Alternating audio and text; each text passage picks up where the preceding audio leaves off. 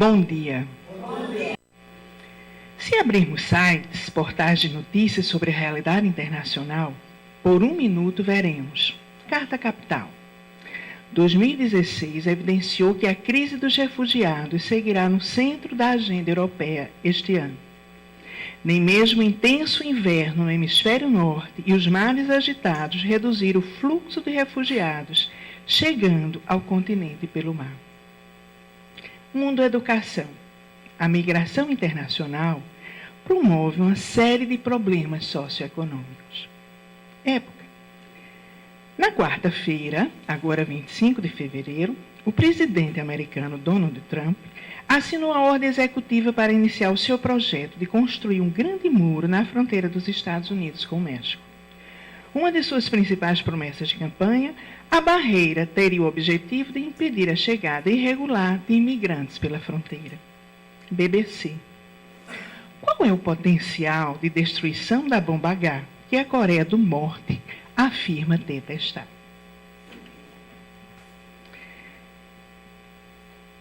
O G1 Macron ultrapassa Le Pen pela primeira vez na corrida presidencial francesa. A Le Pen, que estava em primeiro e ainda pode chegar em primeiro, ela faz oposição à imigração, pede o retorno da pena de morte e, recentemente, comparou a ocupação nazista às rezas dos muçulmanos na rua por falta de locais de oração. Podemos nos perguntar, essas questões nos dizem respeito? Por estarmos no Brasil, devemos nos distanciar dessas discussões? Qual o nosso papel nesses conflitos aparentemente tão distantes? Um pouco da resposta nós teremos na aula de hoje. Essa escola não tem a obrigação de dar resposta para todos os problemas que se apresentam, mas pode lançar luz para que tenhamos uma visão mais profunda sobre o enfoque das sementes da Trindade espalhada nas diversas ciências que construímos.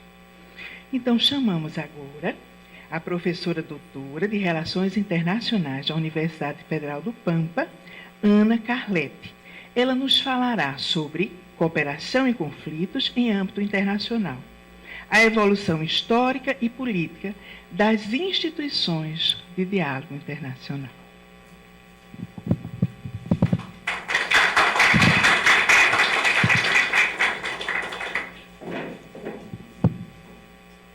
Bom dia a todos. Eu vou começar essa aula, que pode ser abordada a partir de várias perspectivas. Escolhemos olhar para essa temática através do foco das organizações internacionais, consideradas como as instituições de diálogo por excelência. A aula vai ser dividida em 3 partes. A primeira parte, vamos ver os conceitos de cooperação e conflitos, o que significam. Depois, a segunda parte, vamos examinar um pouco a evolução histórica e política dessas organizações internacionais, que são tentativas de diálogo entre os países. E na terceira parte, vamos fazer algumas considerações sobre as potencialidades, as limitações dessas organizações e a contribuição que a cultura da unidade de Chiara Lubich pode dar para olharmos nesse cenário que não resulta tão positivo. Bom, começamos então a aprofundar os 2 termos, cooperação e conflitos. Termos aparentemente conhecidos e usados pela maioria de nós. Aprofundar e refletir sobre suas definições e construções conceituais nos ajudará a entender melhor suas implicações na constituição e funcionamento das organizações internacionais. Começando das relações internacionais de cooperação. Cooperação internacional pode ser definida como qualquer relação entre atores internacionais orientada à mútua satisfação de interesses e demandas, através da utilização de seus respectivos poderes no desempenho de ações coordenadas ou solidárias. Então, a partir dessa definição, vimos que um dos elementos principais da cooperação internacional seria a satisfação mútua das duas partes. Ou seja, todas as partes envolvidas deveriam ter suas demandas satisfeitas em termos igualitários. Outro elemento também é a existência de um acordo sobre os aspectos principais da cooperação. E mais, o estabelecimento de regras de comportamentos para que essas demandas sejam satisfeitas. Porém, às vezes, a cooperação internacional pode ter outros aspectos. Por exemplo, pensar que a cooperação internacional seja sinônimo de relações igualitárias ou justas, ou no mínimo equilibradas. Às vezes isso não acontece. Dada a desigualdade de poder existente no nosso sistema internacional, considerar a cooperação equivalente a relações equilibradas ou igualitárias é, de certa forma, mais um desejo que o espelho da realidade internacional efetiva. O segundo erro é entender que existe cooperação quando, nas suas relações, não existe o aspecto da violência, sem de fato averiguar o conteúdo e o efeito de tais relações. De fato, mesmo mantendo os padrões externos de cooperação, às vezes a atuação cooperativa deixa margem ao alcance dos objetivos de dominação ou exploração. No entanto, existem casos, principalmente nas relações comerciais entre países, em que a contribuição que um país oferece supera, ao menos a curto prazo, os benefícios e lucros que recebe. Uma das formas de cooperação que atraiu mais a atenção do mundo nas últimas décadas é o processo de integração internacional. Como, de exemplo, a integração supranacional, que é a União Europeia. Foi um dos exemplos mais conhecidos, mesmo se agora está passando por um período de crise. Isso no que diz respeito à cooperação. Agora passamos a examinar o significado dos conflitos. Geralmente, quase de forma inconsciente, associamos o termo conflitos internacionais com conflitos bélicos, quase que um fosse sinônimo do outro. Contudo, existem formas de relação conflitiva que não necessitam do uso da violência para ser definidas como tal. Definimos conflito uma relação social para a qual duas ou mais coletividades aspiram a satisfazer interesses ou demandas aparentemente incompatíveis, utilizando suas desigualdades de poder para manter atuações antagônicas ou contrapostas, recorrendo, em último caso, à violência. É importante, portanto, lembrar que só o fato de existir conflitos de interesses aparentemente incompatíveis não é suficiente para iniciar uma relação conflituosa, bélica ou violenta. Existem meios alternativos à violência, aos quais as duas partes podem recorrer para alcançar seus objetivos, como, por exemplo, a negociação. Se pegarmos como exemplo o sistema de livre concorrência, que é isso onde a gente vive, mesmo ele tendo implícitos na sua construção elementos antagônicos, raramente é definido como relação conflituosa. Lewis Coser nos apresenta uma distinção entre conflitos realistas e conflitos não realistas. Os primeiros aconteceriam quando as duas partes se chocam por aspirações e expectativa de lucro, mas estão abertas a encontrar meios alternativos à guerra, em vista da resolução do conflito. Geralmente, tais conflitos são causados por razões objetivas, litígios territoriais, acesso a matérias-primas ou recursos energéticos. Nesses casos, a vitória de uma das partes pode vir a prejudicar os interesses das partes oponentes. Os conflitos não realistas, ao contrário, são motivados por impulsos agressivos e, independentemente do assunto tratado, não consideram viável outra atitude que aquela do conflito armado. Neste caso, a incompatibilidade pode surgir a partir de motivações subjetivas, como a avaliação moral do próprio oponente, baseada em valores que são julgados incompatíveis com os valores da outra parte, grupo, nação, organização, por exemplo, os conflitos ideológicos ou religiosos.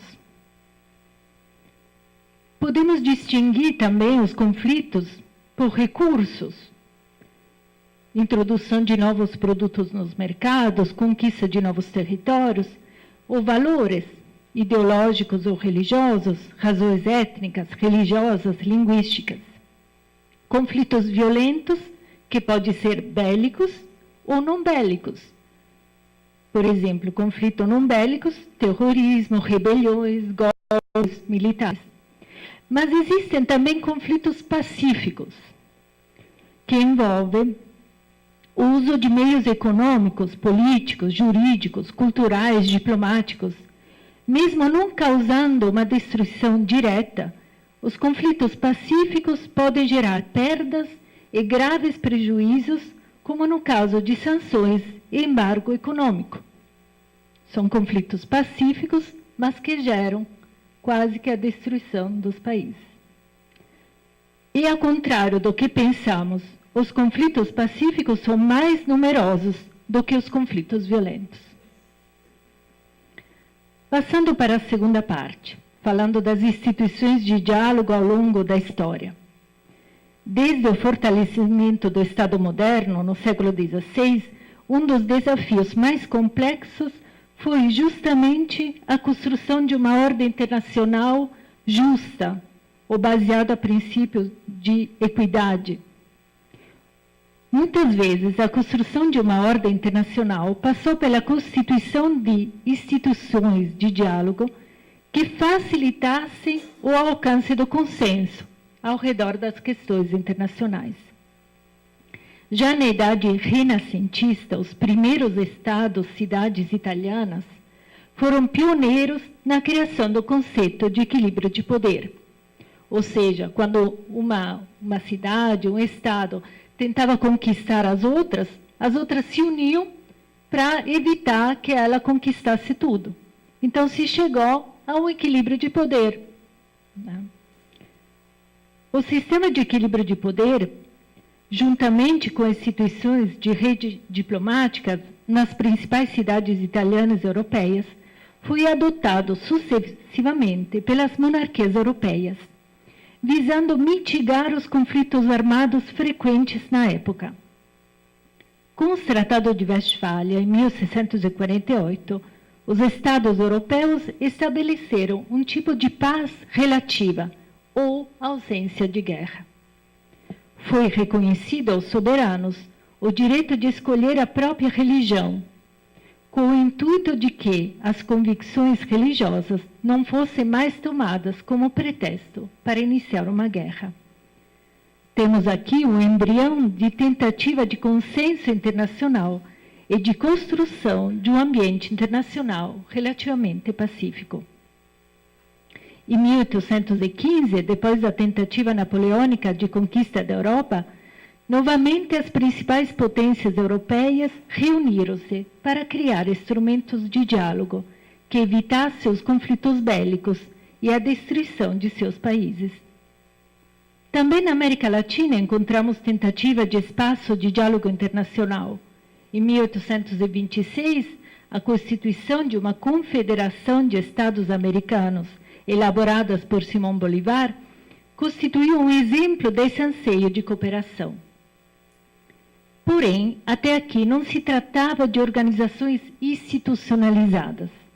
Devemos esperar até o fim da Primeira Guerra Mundial, quando Woodrow Wilson, então presidente dos Estados Unidos, lançou a proposta de criar a primeira organização internacional, assim como hoje a entendemos. Foi chamada a Liga das Nações. A finalidade era estabelecer um sistema de segurança coletiva, visando a defesa da soberania dos Estados-membros contra eventuais ataques de Estados não membros. Contudo, o primeiro e mais importante empecilho que enfraqueceu seu desempenho em função da paz foi a oposição do Congresso americano, que enfraqueceu seu desempenho. Dali para frente, mesmo ataques contra Estados-membros foram ignorados ou apenas discutidos. Após o fim da Segunda Guerra Mundial, surgiu uma nova tentativa de estabelecimento de uma instituição de diálogo, quase que um aperfeiçoamento da Liga. Em 1945, é criada a Organização das Nações Unidas, ainda hoje em funcionamento. Dentro da ONU, se estabeleceu um Conselho de Segurança, cujos assentos são ocupados pelas potências vitoriosas do Segundo Conflito Mundial, Estados Unidos, União Soviética, Inglaterra, França, mais a China nacionalista. A República Popular da China é proclamada apenas 4 anos depois, em 1949. A instituição do Conselho de Segurança, com direito de veto, então eles que decidiam o que acontecia no mundo, esses 5 países. Frente às eventuais disputas internacionais que iriam surgir dali para frente, indicava já que existia uma hierarquia de poder dentro do âmbito internacional, correspondente à distribuição de riquezas e poder de influência que refletia o período pós-guerra. Então, os mais ricos decidiam sobre as várias questões. De 1945 a 1990, os membros da Assembleia das Nações Unidas triplicou, incluindo os países descolonizados da Ásia e da África.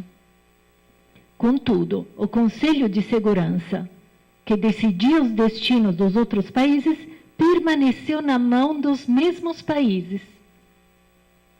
A estrutura de poder da maior instituição de diálogo em nível mundial permaneceu a mesma, mesmo seu cenário internacional se enriqueceu de muito mais países. Podemos dizer, então, que houve uma inclusão quantitativa dos países, mas não uma inclusão qualitativa. A maior parte dos países que hoje participa das grandes organizações internacionais, a ONU, a Organização Mundial do Comércio, o Fundo Monetário Internacional, não tem voz no cenário internacional. Resulta, portanto, que além das relações de cooperação e conflito, existe atualmente outro tipo de relação, muitas vezes ignorado nos manuais de relações internacionais.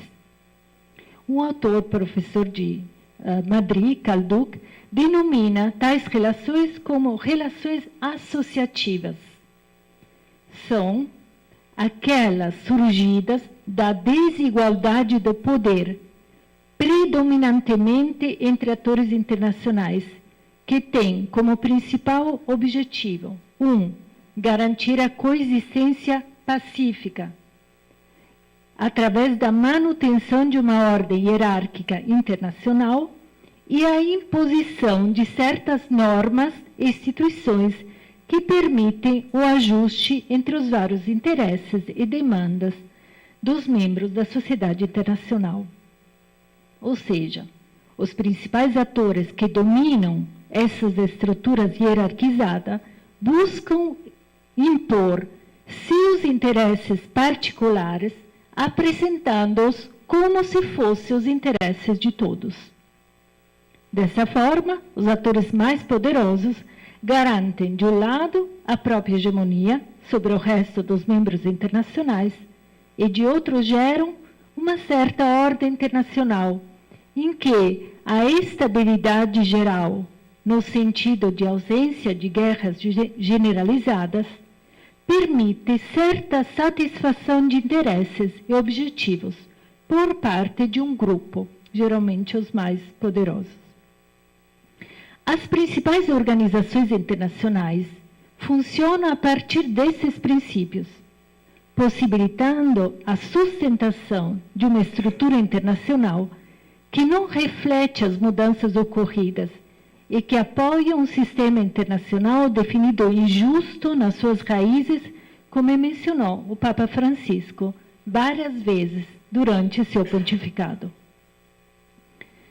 Então, como mencionamos, o sistema internacional nasce a partir do século XVI, seguindo determinadas regras de funcionamento, e tais regras continuaram até o fim do século XIX, quando os Estados Unidos entraram na cena internacional, substituindo a supremacia da Grã-Bretanha. Com a intervenção dos Estados Unidos nos dois conflitos mundiais, as regras do jogo internacional mudaram.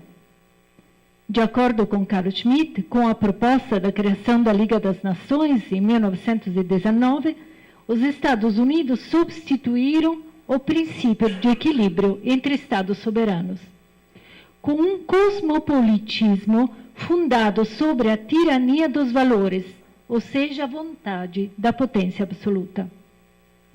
Nos Tratados de Westfália, de fato, era reconhecida a igualdade jurídica entre os atores internacionais, enquanto, na nova ordem moral instituída pelos Estados Unidos, o objetivo da guerra era a destruição total do inimigo, declarado fora da lei e fora da humanidade. Sempre de acordo com Carl Schmitt, o conceito de humanidade é um instrumento ideológico particularmente útil à expansão imperialista e, na sua forma ética e humanitária, é um veículo específico do imperialismo econômico. De acordo com Graziano, o sistema de Yalta, com a divisão do mundo entre Estados Unidos e União Soviética, substitui o sistema de Westfália, de respeito para diferente ideologia. Surge, então, uma política externa com conotação missionária e internacionalista. A ONU se torna nas mãos dos Estados Unidos, que detinha na época a liderança, não apenas econômica, como também militar, o instrumento ideal para implementar uma nova ordem mundial, onde o país norte-americano e seus aliados desempenharia o papel de defensor dos valores democráticos e de liberdade individual. Após a queda do Muro de Berlim e o desmoronamento da União Soviética, autores como Fukuyama chamaram atenção para um possível fim da história e a vitória final dos regimes democráticos, inaugurando um período de paz e cooperação mundial. Os fatos demonstraram o contrário. E as guerras continuaram. Atualmente, nosso sistema internacional está passando por uma fase de incerteza e reelaboração das regras internacionais. A partir da leitura feita até agora, pode-se evidenciar que ao longo da história da humanidade, houve sempre a busca de criação de instância de diálogo internacional, primeiramente em nível europeu e depois em nível mundial, onde busca de cooperação e existência de conflitos de todos os tipos coexistiram. Mas é importante observar que a partir de 1648 até 1919, os conflitos estavam ligados mais a demandas territoriais, poderio militar, disputa sobre mares, ou seja, conflitos causados por razões objetivas, que poderiam ser negociadas até chegar a uma solução, certamente não benéfica para todos, mas que garantiria certa estabilidade. Contudo, a partir do século XIX, e sobretudo a partir da Segunda Guerra Mundial, os motivos de conflitos não se basearam apenas em disputas territoriais ou fatores materiais. mas também fatores imateriais, como a ideologia, a luta entre capitalismo e comunismo, ou usando como pretexto as diferenças religiosas ou culturais, o cristianismo contra o islamismo, onde uma das partes considera a convivência com a outra impossível e os valores ideológicos incompatíveis, ou seja, as partes não estão dispostas a negociar e a única solução parece ser a destruição do outro. De acordo com Sato, os atores internacionais formam imagens dos outros atores, emitindo julgamento de valores sobre determinadas atitudes ou conjunturas políticas. Contudo, tais julgamentos são emitidos a partir de construções conceituais diferentes. A formação cultural, a história vivida por cada país, resultam em avaliações diferentes de determinadas disputas, que sejam territoriais ou comerciais. Isso explicaria por que, tendencialmente, o cenário internacional é mais elevado ao conflito que à cooperação. Estabeleceu-se, nos dias de hoje, um tipo de polarização sem aparente possibilidade de resolução, onde o maniqueísmo, ou seja, a eterna luta entre o bem e o mal, parece prevalecer sobre a partilha de experiências e culturas. Alguns estados se consideram detentores de valores do bem, acusando outros de fazer parte do grupo do mal, justificando assim a destruição de tais estados através de vários meios, pacíficos, violentos ou bélicos. Estamos numa época de absoluta incerteza, onde as crises às quais assistimos no mundo todo parecem sugerir que não há espaço para resoluções pacíficas. O que aparece completamente negativo pode, porém, apresentar um aspecto positivo. De acordo com a Rigg, este aparente caos mostra que há espaço para o surgimento de novas regras que determinariam a passagem rumo ao novo sistema internacional. Trata-se, portanto, de uma crise positiva que abriria brecha para novos atores internacionais. Neste contexto, lembro das palavras de Chiara Lubich, que em 1981, em plena Guerra Fria, declarou: "Não obstante tudo, o mundo tende à unidade." Tais palavras pareceram audaciosas e, se repetidas hoje, podem ainda ser acusadas de certa ingenuidade.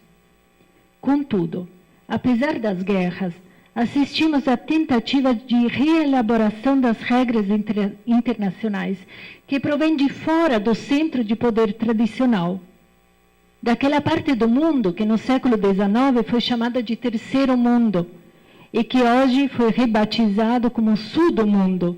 Sul não só em sentido geográfico, mas político, em contraposição com o Norte global, detentor do poder.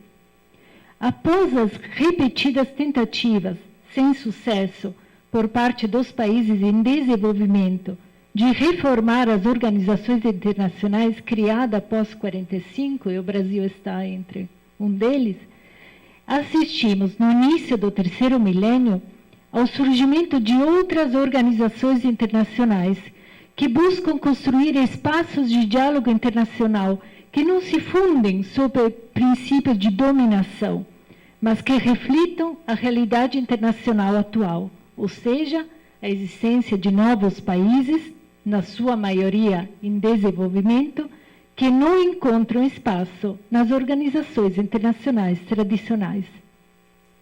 Destacamos a criação do IBAS, o Fórum de Discussão entre Índia, Brasil e África do Sul, criado em 2003, a Organização da União Africana, visando construir uma unidade mais efetiva e uma voz unida do continente africano no sistema internacional.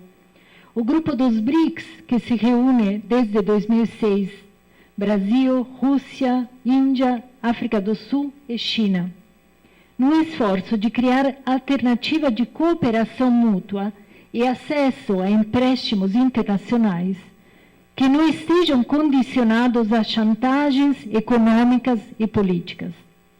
Tais grupos não se colocam contra as atuais organizações internacionais, mas justamente ao lado delas, para poder operar uma inclusão dos países mais fracos no atual sistema internacional, visando crescimento político e econômico mútuo.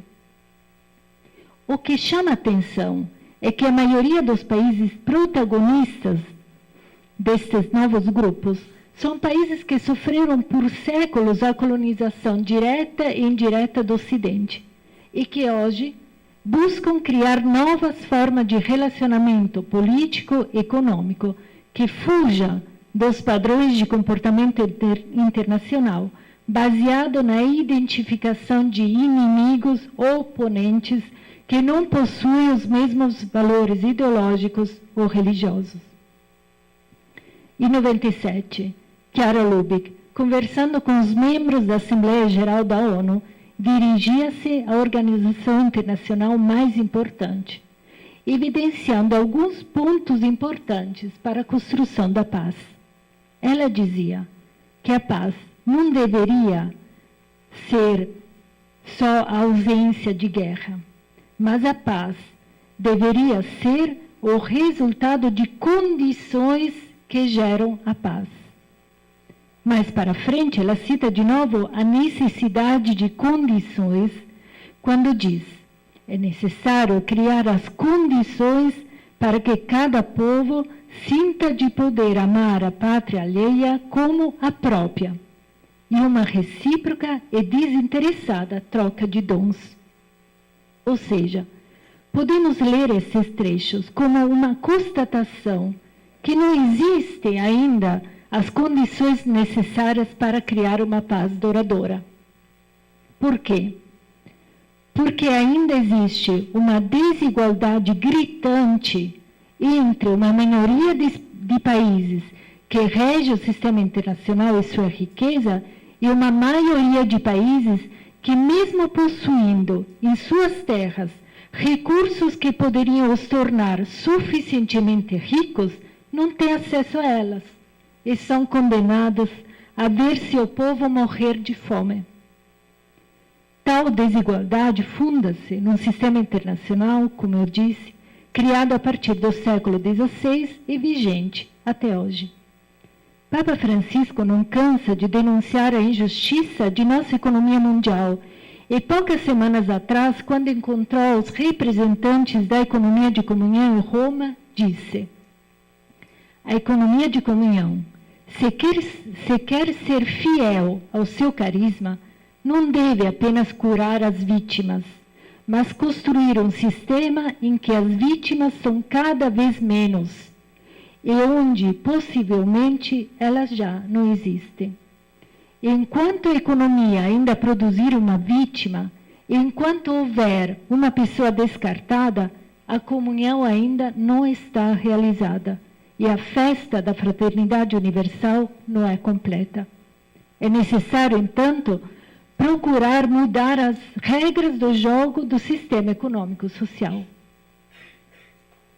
A busca para realizar o testamento de Jesus, que todos sejam um, deve contribuir também pela mudança das regras do jogo internacional, quando este condena o mundo à divisão entre ricos e pobres.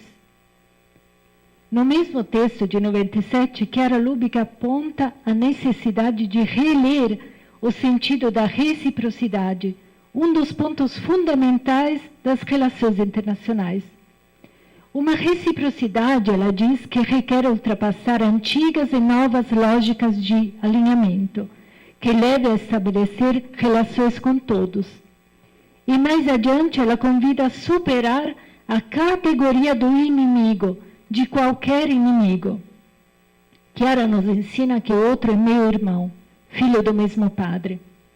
Ela afirma: quem me está próximo foi criado como um dom para mim. Eu fui criada como um dom para quem me está próximo. Na Terra, tudo está em relação de amor com tudo, cada coisa com cada coisa. Geralmente, quando se escutam estas frases, o natural é aplicá-las ao nosso cotidiano. Nunca pensamos que possam ser aplicadas em um nível mais amplo, como o das relações entre Estados. Contudo, se fizermos esses exercícios, podemos concluir, então, que cada país, ou continente, apresenta aspectos positivos, recursos ou riquezas que podem ser trocadas e utilizadas em benefício de outros países, sem por isso estabelecer forma de dominação que resulte num ganho exclusivo de uma das partes. A busca do interesse nacional inevitável por qualquer país não quer dizer obrigatoriamente que não seja possível o alcance de ambos os interesses nacionais, numa troca dos recursos que cada país tem. A frase de Chiara pode ser, então, colocada como: cada país foi criado em dom para outro país, e vice-versa. Maria Vogt, Emmons, falando em 2016 sobre a importância do diálogo no mundo de hoje, lembrou dos princípios bases do método do diálogo, experimentado inúmeras vezes por Chiara e seus seguidores, em contato com civilizações e culturas diferentes. Se aplicarmos os mesmos princípios ao diálogo internacional, vemos como o respeito e a compreensão da diversidade são fundamentais no diálogo entre atores internacionais. Primeiro princípio: unidade na diversidade. O fato do outro país ser diferente e ter outros valores não é uma ameaça, mas uma riqueza. Mas é preciso conhecer e entrar no pensamento do outro país, sem preconceitos ou julgamento de valor. 2. Reciprocidade nos relacionamentos. Buscar o interesse do outro país juntamente com o meu.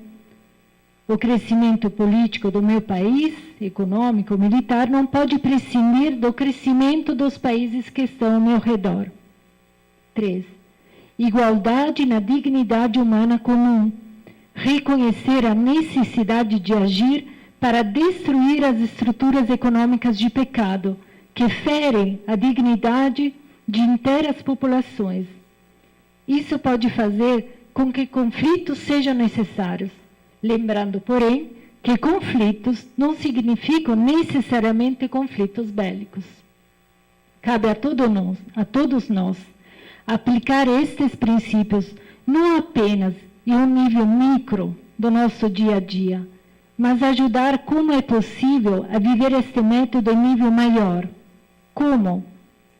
Acredito que um primeiro passo seja combater as vozes, principalmente da mídia ou de alguns líderes internacionais, que nos apresentam determinados povos ou países como ameaças, e fazer o exercício de se empenhar a conhecer a história de cada país, buscando o positivo de cada nação.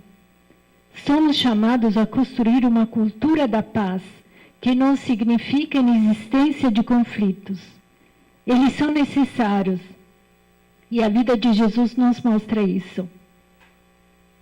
Não podemos ter paz até que sejam criadas as condições para que a realidade da humanidade se torne mais próxima do projeto de família universal pensada por Deus, mais próximas do que é a realidade do mundo de hoje. Obrigada.